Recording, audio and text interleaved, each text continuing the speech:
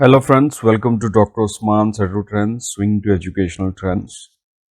Today we will be talking about quantitative structural activity relationship. If we talk about the definition of quantitative structural activity relationship, then we can say that it is a computerized statistical method which gives the relevant information regarding the effects of various chemical substances on the biological activity for the effective study of various chemical compounds.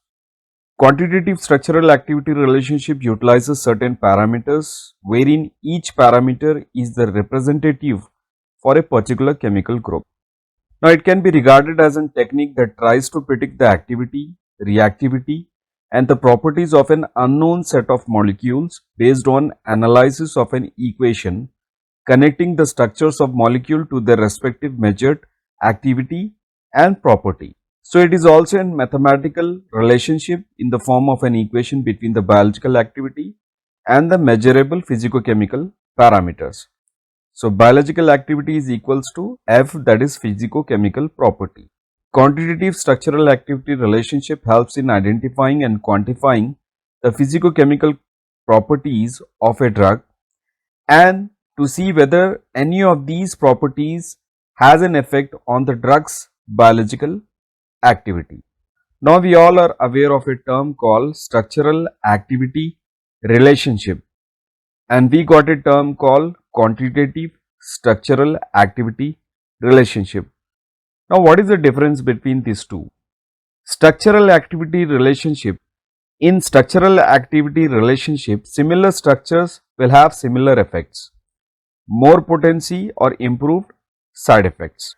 Whereas in quantitative structural activity relationship, similar structures will have similar effects, but they uses parameters to describe the potency. Parameters which can be anything which is related to drug action, and those can be represented by a numerical value. Now, if we talk about structural activity relationship in drug designing, it is helpful to modify chemical structure of a lead compound to retain or to reinforce the desirable pharmacological effect while minimizing unwanted pharmacological and physical and chemical properties which impacts the superior therapeutic action. Quantitative structural activity relationship also uses target analogs as pharmacological props to gain better insight into the pharmacology of a lead molecule and perhaps to reveal new knowledge of basic biology. Now, if we talk about the history of quantitative structural activity relationship, then we can see that in 19th century, Mayer and Overton reported lipoid theory of narcosis.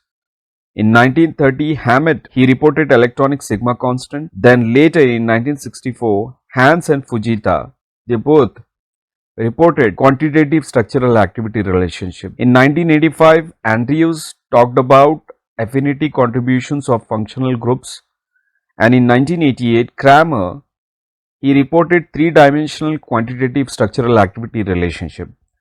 Followed by 1992, Worms he talked about LUDI interaction sites and docking scoring. Then in 1997, Lipinski he spoke about bioavailability rule of 5. Later in 1998, Ajay, Walters and Markov, Sadowski and Kobunyi, they all spoke about a drug and its character.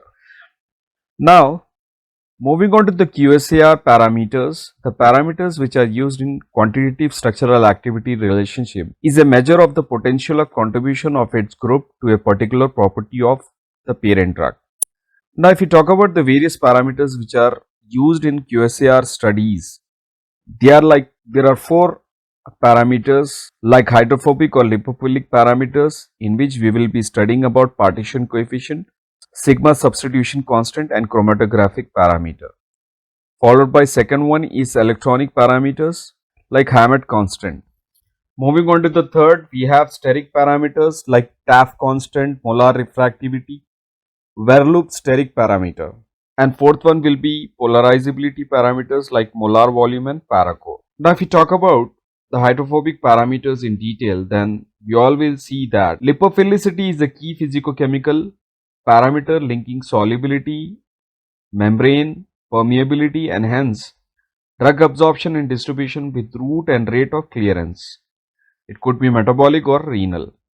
So lipophilic scale is expressed in the form of partition coefficient, and it is the measure, and it measures the movement of drug through biological membrane.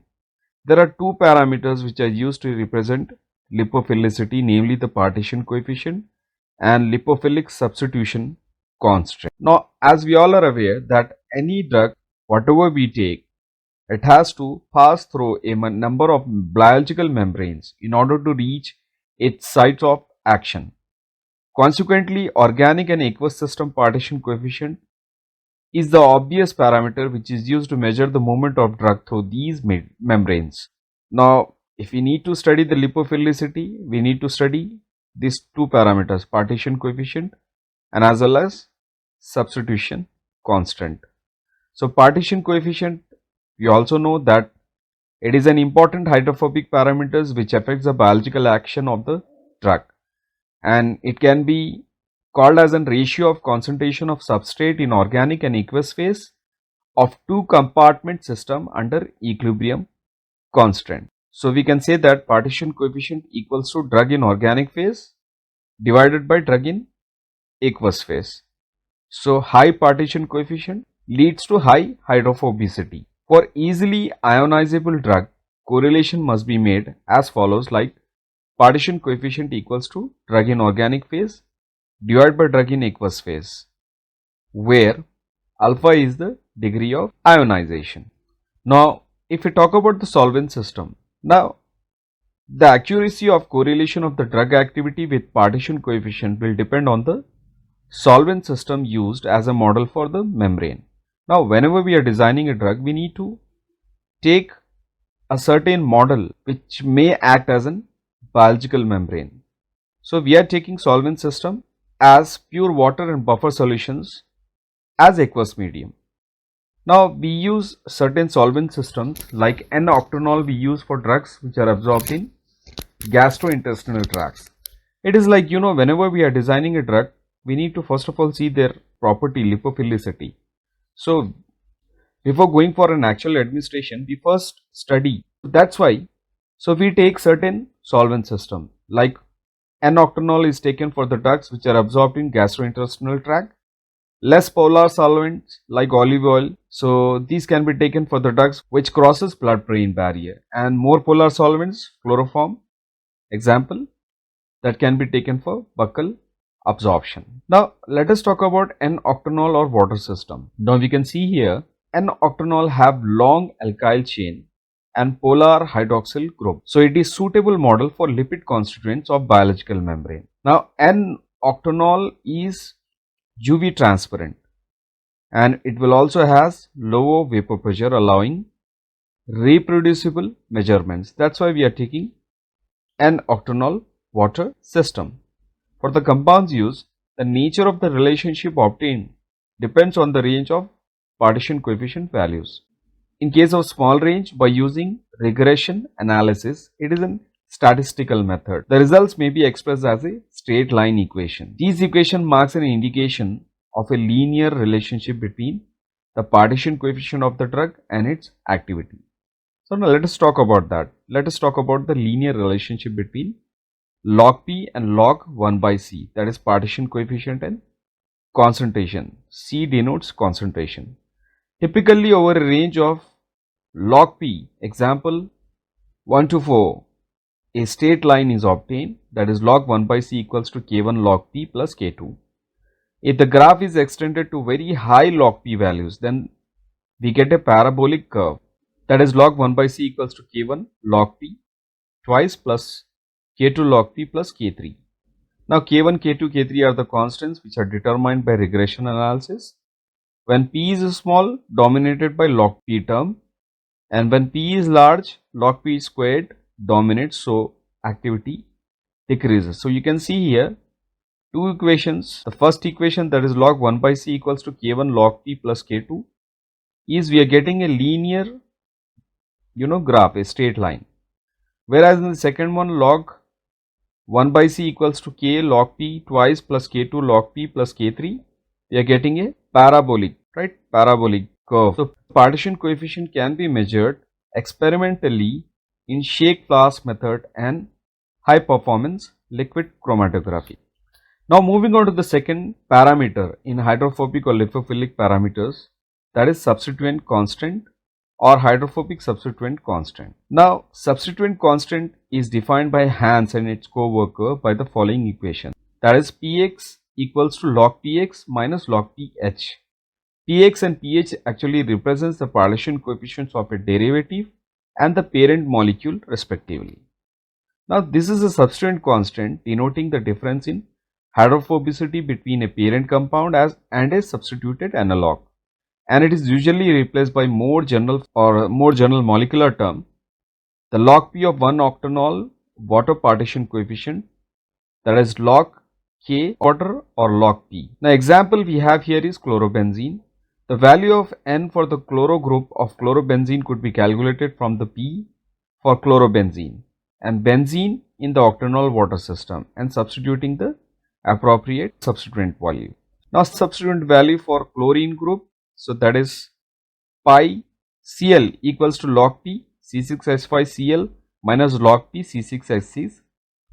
So we have the values for log P, that is 2.84 minus 2.13. So we get the substituent constant value for chloro group is 0.71. Now QSAR equations may include both log P, that is partition coefficient, and substituent constant. So P measures the importance of a molecule overall hydrophobicity. So partition coefficient measures the importance of a molecule overall hydrophobicity, that is relevant to absorption, binding, etc. And substituent constant identifies specific region of the molecule which might interact with hydrophobic regions in the bonding site. So we take an example here of metachlorobenzamide, right? So here log P, that is theoretical value, equals to log P benzene plus constituent value of chlorine plus constituent value of CuNH2. Now we take an example here of metachlorobenzamide. So log P theoretical value equals to log P of benzene plus substituent constant value of chloro group plus substituent constant value of CuNH2. So we have the values like 2.13 for benzene and 0.71 for chlorine. We have 1.49 for CuNH2. So we got 1.35. So the log P, that partition coefficient observed, is 1.51. Now depending on the solvent system used to determine the partition coefficient, the values of substituent value will be varying. A positive substituent value indicates that substituent has a higher lipophilicity than hydrogen and the drug favors the organic phase. Whereas the negative substituent value indicates that the pi substituent has a lower lipophilicity than hydrogen and the drug favors aqueous phase. Now there are some demerits to this. Observed and calculate log P values are not same because substituent value is assumed to be 0 and it will have its role in contributing for the hydrophobic nature. The P values for CH3, CH2, CH are the same but contribution is different, so correction is needed here.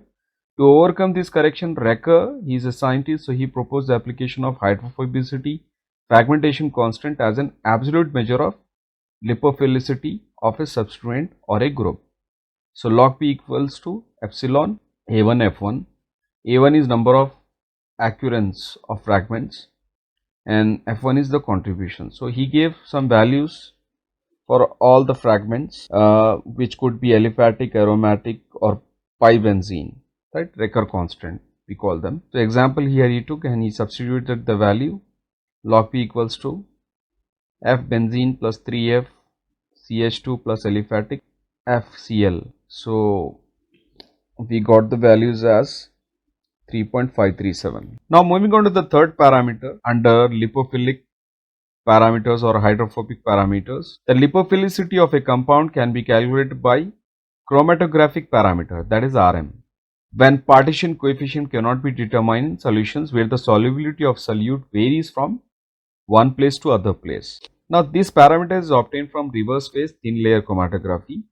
So in chromatography we all have seen that we calculate RF value, retardation factor. Here we actually convert RF value into RM value, and we take the formula as RM equals to log 1 by RF minus 1. So RM value is not considered as a true parameter. Now, what are the advantages of going with this parameter, that is chromatographic parameter? So we can determine with trace amount of substance, we can take very minimum amount of substance, and it do not get affected with impurities present in the samples. So whatever impurities present in the samples, that will not interfere actually, and it can be determined in short times, and more number of compounds can be estimated simultaneously. We can take many compounds simultaneously, and no specific quantitative analytical method is required, right? And it is useful in calculating lipophilicity of labile substances which decomposes drug experimentation. So as they have advantages, there are some demerits or disadvantages for this. It is difficult if different mobile phases are used. So you have to use only single mobile phase. If different mobile phases are used, then it's difficult to calculate this parameter. And partition of drug in biological system is different from the partition of drug in chromatograph. So biological system and chromatograph, so both different things. So even partition will also different. Now moving on to the second category, that is electronic parameters. The electrons distribution in a drug molecule will have a considerable influence on the activity and distribution of a drug. So a drug normally has to pass through a number of biological membrane in order to reach its target. So you can see here a drug molecule, it can be influenced by activity and distribution of drug, whatever the electrons which are present inside it. And the electrons distributed in a drug molecule depends on the nature of electron withdrawing or electron donating group found in the structure. So generally polar and non-polar drugs in their unionized form are usually more readily transported through membranes than polar drugs and drugs in their ionized form. Now we can even see that the electronic distribution in drug structure will control the type of bonds it forms with the target once it reaches the site of action, which in turn affects its biological activity. The electronic effects of various substituents will clearly have an effect on drugs' ionization or polarity. These in turn may have an effect on how easily drug can pass through the cell membranes or how strongly it can interact with the binding site. So it is therefore useful to measure the electronic effect of a substituent. Now we have example here is Hammett constant. So the distribution of electrons within a molecule depends on the nature of the electron withdrawing group or the electron donating group found in the structure. So the Hammett substituent constant reflects the drug molecule intrinsic reactivity related to electronic factors caused by aryl substituents. So it can also be a measure of electron withdrawing or electron donating ability of a substituent, and it can be determined by measuring the dissociation of a series of substituted benzoic acid composed with dissociation of benzoic acid itself. Why we are taking benzoic acid? Because it is a weak acid and only partially ionizes in water. An equilibrium is set up between the ionized and non-ionized form where the relative proportion of these species is known as the equilibrium constant, that is KH. So you can see here non-ionized form of benzoic acid, ionized form of benzoic acid. Now this KH is actually equilibrium or dissociation constant. The subscript S signifies that there are no substituents on the aromatic. When a substituent is present on the aromatic ring, this equilibrium is affected. Now let us talk about the effect of electron withdrawing group. So electron withdrawing group such as nitro group results in aromatic ring having a stronger electron withdrawing and stabilizing influence on the carboxylate ion, and so the equilibrium will shift more to the ionized form.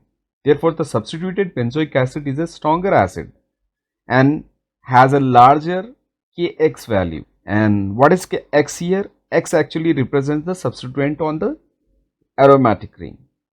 Okay, so you can see here benzoic acid, which is a non-ionized form, so it will be in equilibrium with the ionized form. So charges will be stabilized by X, equilibrium shifts to right side, so that means positive value.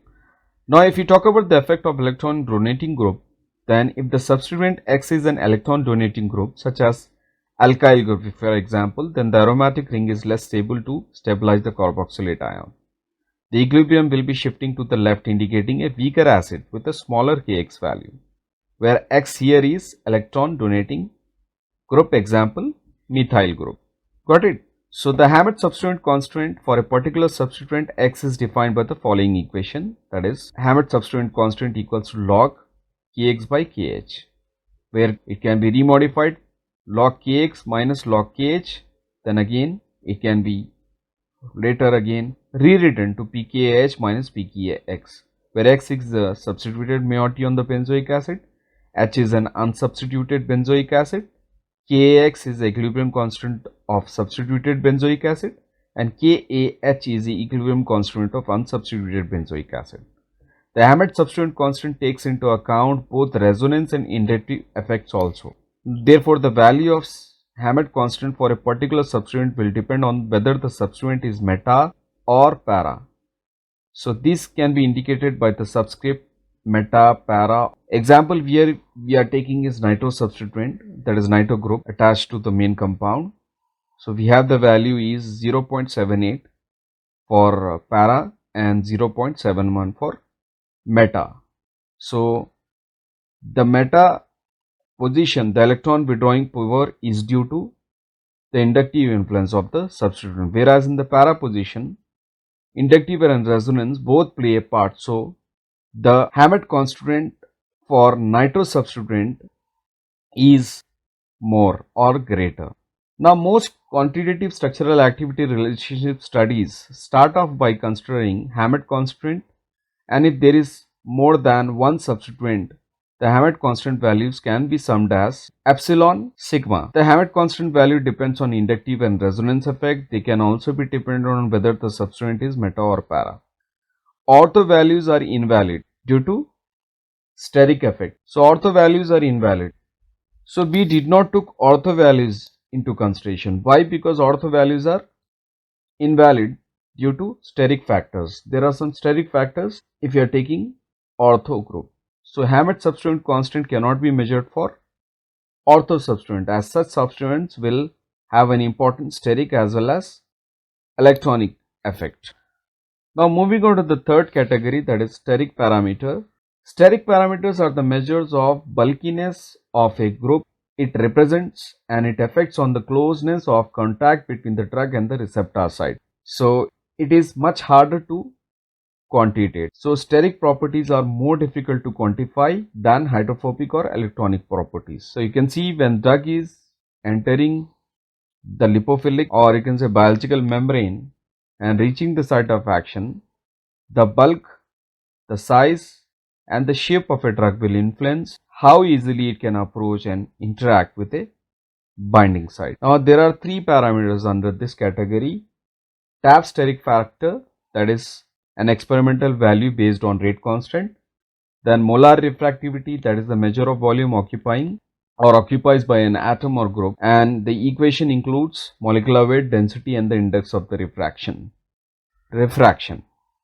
Then we have the third parameter, that is Verloop steric parameter, which is actually a computer program which uses bond angles, van der Waals, radii and bond length. Now, going on in detail about these parameters, we have TAF's constant. TAF constant is measured by comparing the rates of hydrolysis of substituted aliphatic esters against a standard ester under acidic condition. So, the mathematical formula is given as ES equals to log K divided by K0. So, where K equals to rate of acid hydrolysis of substituted ester, whereas Ko or K0 equals to rate of acid hydrolysis of parent ester. This parameter is limited to substituents which interacts sterically with the tetrahedral transition state for the reaction. And this parameter cannot be used for substituents which interacts with the transition state by resonance or reaction. And this parameter may also undervalue the steric effect of groups in an intermolecular process, that is drug binding to a receptor. Now, we have another term here is aliphatic electronic substituent.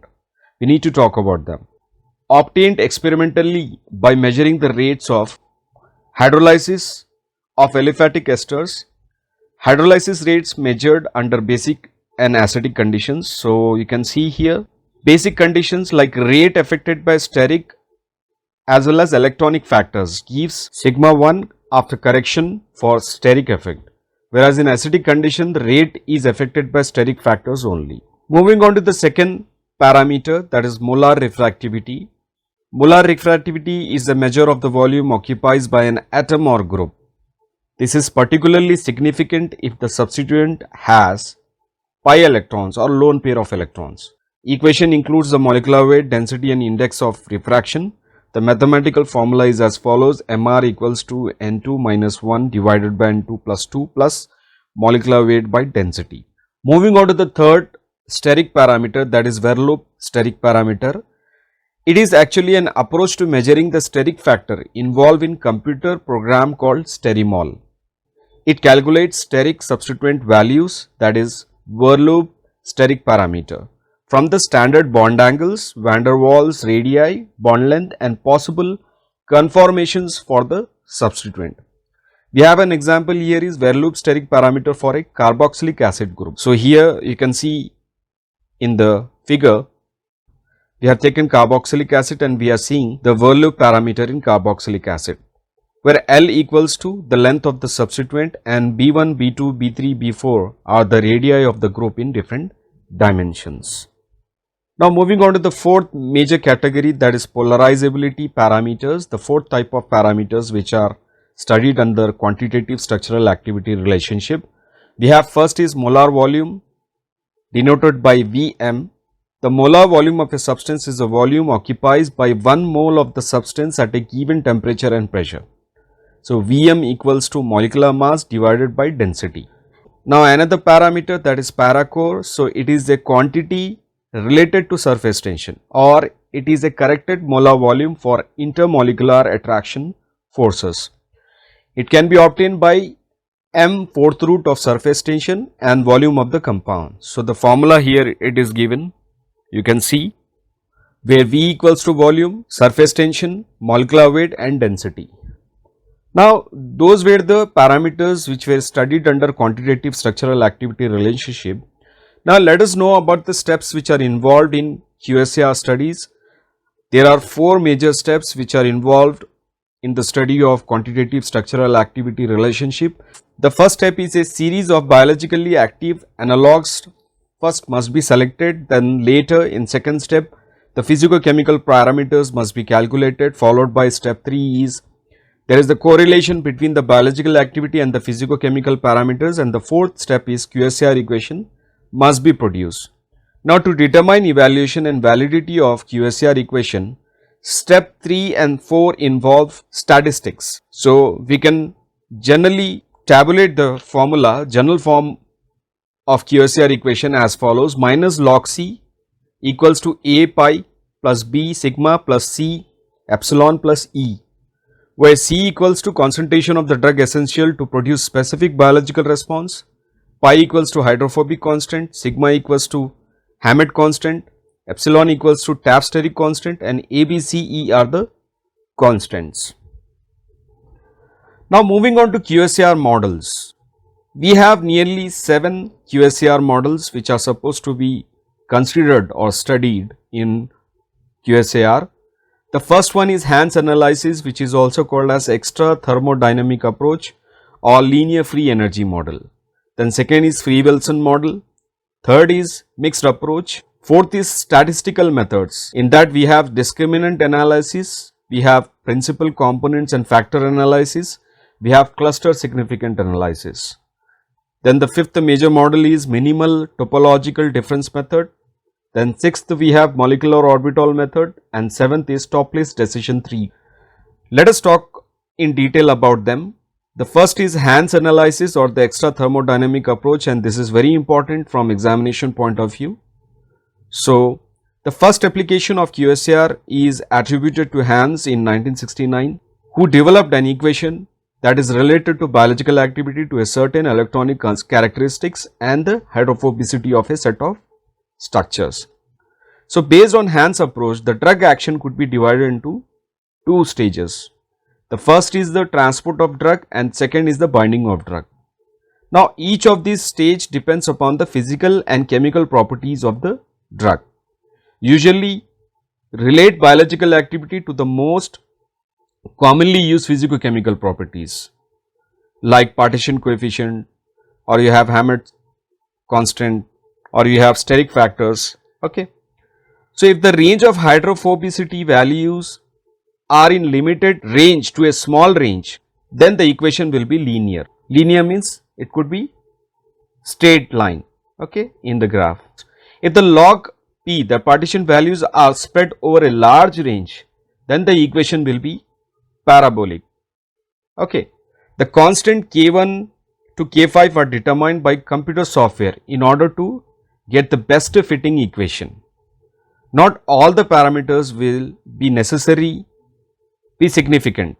Now we have an example of the adrenergic blocking activity of beta haloarylamines, which was related to pi and sigma, and they did not include a steric factor. So you can see here we substituted the values of pi and sigma here. So the equation becomes log 1 by c equals to 1.22 pi minus 1.59 sigma plus 7.89. This is the QSAR equation for beta haloarylamines. These equations explains us that the biological activity increases if the substituent have a positive pi value and sigma negative value. In other words, the substituent should be hydrophobic and electron donating. Activity will always increase if pi is positive, that is hydrophobic substituents. Activity increases if sigma is negative, that is electron donating substituents. Now applications of Hans analysis, it is used to predict the activity of an unsynthesized analog. Now moving on to Craig plot. Craig plot is actually simple graphical plot of pi versus sigma.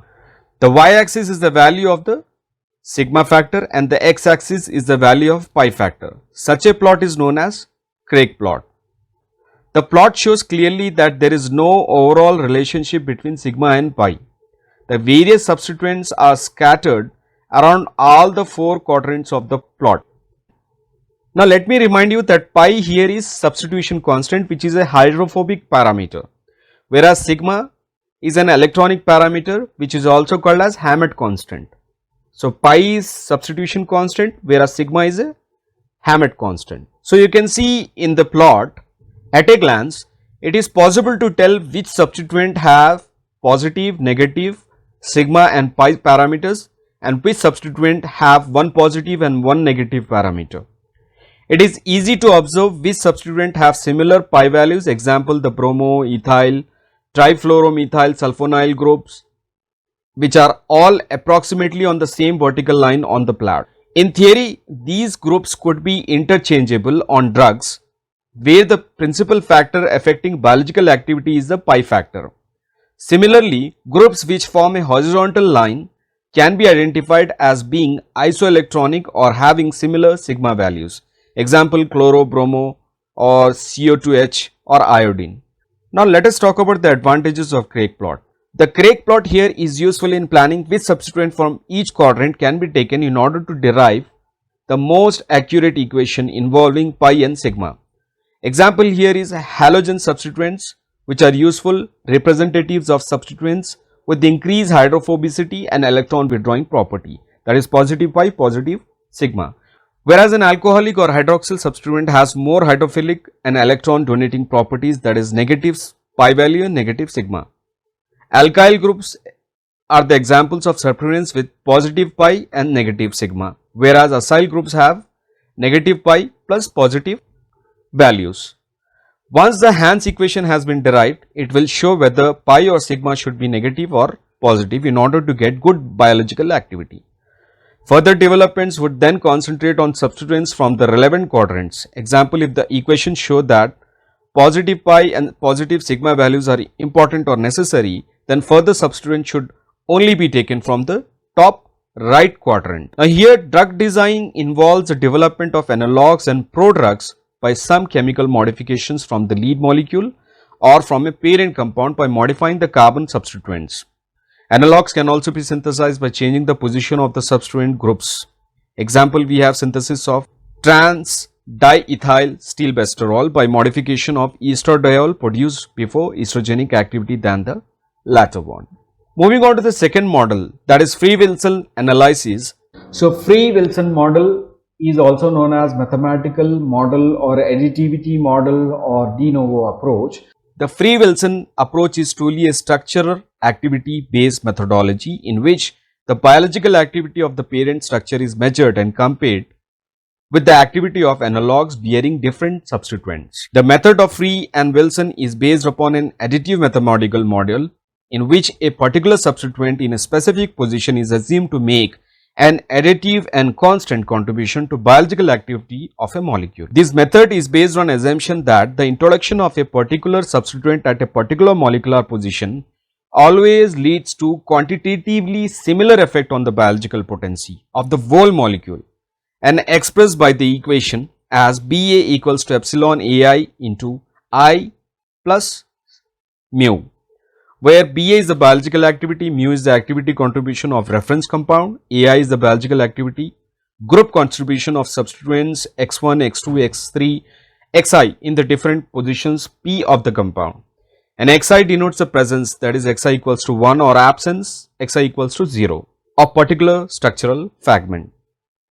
If we talk about the applications of free Wilson analysis, it is easy to apply in simple method. The substituents which cannot fulfill the principles of additivity can also be identified.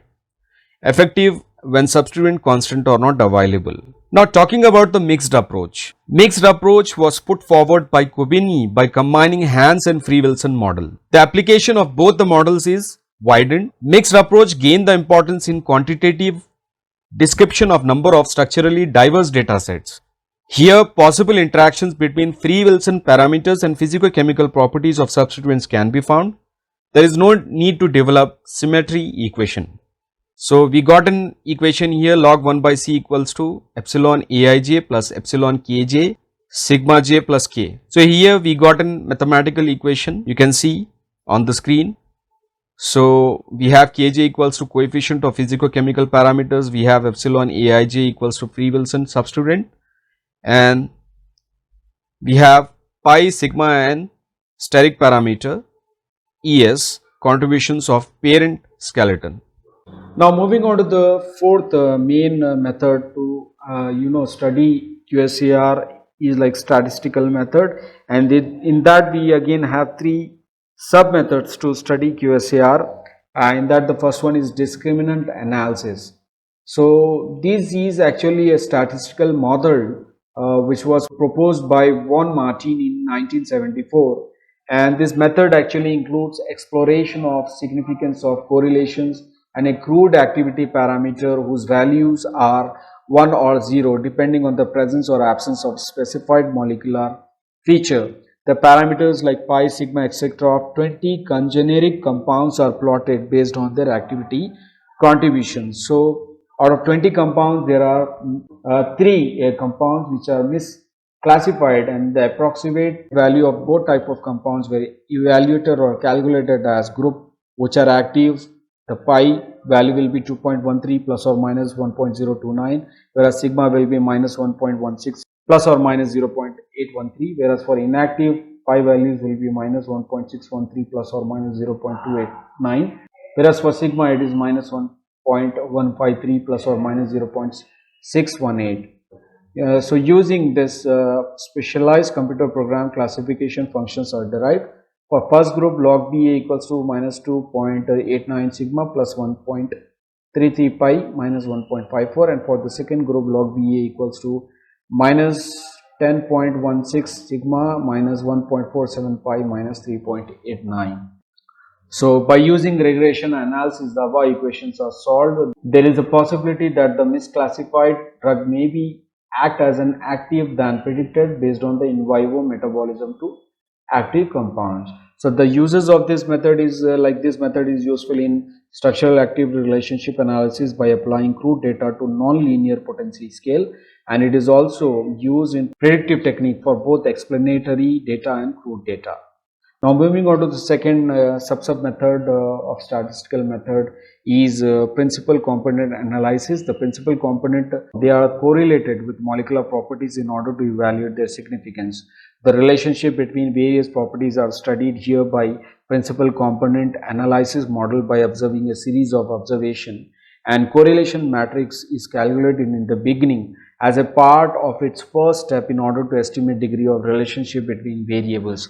The relationship between various physical properties of a group of substituent is studied. The parameters that are important and they are responsible for biological activity are under unobservable, and variation of observable properties depends linearly on unobservable properties. So this is a basic assumption of principal component analysis, and the aim of principal component analysis is to trace out these basic properties as principal components, and the method includes here is from the various biological tests performed by using a series of compounds, a data set is obtained. The individual physicochemical parameters are correlated with the obtained quantitative activity variables. Now the advantage of this method, it is applicable to a great extent in both chemical and biological systems for analyzing multivariable data. Now we have the third sub method, cluster significant analysis. Cluster significant analysis involves the plotting of graph taking biological activity on y-axis and physicochemical parameters on x-axis. After plotting graph, one can observe the clustered region in the graph. These are recognized as active compounds and they indicate the existence of relationship between parameters and biological activity. Based on the significant values of physicochemical parameters like different molar refractivity, Hammett constants, sigma substituent constant, the similar substituents are grouped. Cluster significant analysis estimates the closeness of clusters. The active and inactive substances are checked for probability, that is 1 minus p, and p probability, if it is lesser than 0.05 then it is a significant value considered. P should be less than the specified value, then only it is considered to be active. The advantages of this method is like it is a very simple technique which involves no statistical assumption, quantification of biological activity, and moreover it can be performed in a single or multi-dimensional parameter space. There are some disadvantages of this method, like there is a difficulty lying in predicting the contribution of an individual parameter or substituent in a group of parameter or substituents accurately. It also says that loose clusters fails to provide a significant p value, and computer work is actually here more or maximum. Now talking about the fourth main method to study QSAR is minimal topological difference method, and this method is introduced by Simon and co-workers to analyze steric differences. The method involves comparing the newly synthesized drug's topology with that of a standard clinically used drug. The steric parameter here is essential for drugs since it is the factor that plays a vital role in binding of drug to receptor, that is drug receptor complex formation. The difference in molecular shape is calculated by superimposing the test and standard drug. Investigation is done on every atom one after the other of the test drug. The superimposed molecule is termed as hypermolecule. Now the assumption here is hydrogen atom, slight variation in the bond angle of plus minus 0.20 degree angstrom and bond length of plus minus 0.28 degree angstrom are neglected. Drug molecule which exhibits maximum superimposition with the standard drug, that is pharmacophore, is selected. Now here there are some demerits, like minimal topological difference cannot be applied to all the drug molecule, and it is not easy to distinguish or differentiate the exact drug molecule exhibiting perfect superimposition with that of a standard drug, since many test drug molecules appears almost similar with negligible difference, and here specific interactions have been neglected. We have the fifth method, that is molecular orbital method, and it is the most important method useful for drug designing. Here the electron plays a vital role in activity of a drug molecule. The wave function that is obtained from atomic orbital gives information regarding physical properties of the molecule, ionization potential, electron affinity, etc. The significant molecular orbital technique that are applied in the drug designing are Huckel molecular orbital or Pariser people par or pi electron theory. This is used to study the nature of unsaturated drug molecule. The extended Huckel molecular orbital theory is useful to study the nature of both saturated and unsaturated electron. Extended Delry method, it is used to study perturbative configuration interactions using localized orbitals, that is PCILO. The other orbitals like INDO, MINDO, CNDO, that is complete neglect of different overlap methods. These techniques provide information related to conformational features, dipole moments, charge difference distribution, hydrogen bonding, charge transfer interactions, and all this information help us to understand the drug receptor interaction in better way. Now we have the second last method, that is molecular modeling. Most of the present analytical techniques are concerned with the shape of the drug molecule present in the biophase. Now if the shape of the predicted drug molecule differs when it is reacting with the receptor, then the QSAR calculations are said to be failed.